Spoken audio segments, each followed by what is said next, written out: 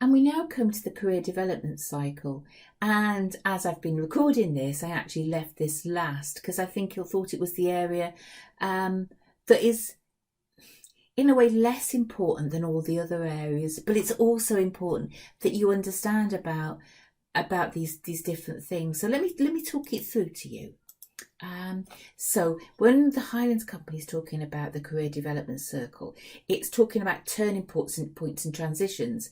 So we often have transitions such as, starting school, going to university, maybe our first job, when we marry or buy a house together, some midlife transitioning maybe, if your company downsizes.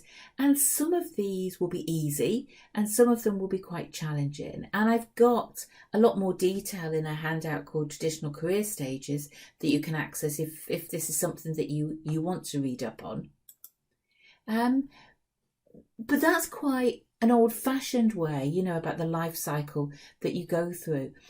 I think this is more relevant to life in the 21st century, with career development not linked to specific ages. Because the old way is, you start in a job as a young trainee and you work your way up to be as senior as you can go, and then you retire and then that's it. Whereas now people aren't having jobs for life. And I think what we're thinking about is stages of career development that are not linked to specific ages. And, we can go back and we can go around these circles. And indeed, some people will stay in a particular area. So at the beginning, you're just finding out whether this is a career path that interests you. And then you can move on stage 2 and you say, yes, it is. And I'm going to specialise in a particular area. And then you might want to actually go and specialise in something else, or you might want to focus and get even deeper in that area. You might want to go deeper still and to become a manager, or you might like to go back and start again and retrain into something else. I've gone through it quite quickly, but I have got a very detailed handout that again you can access and you can read through if this is something that does interest you.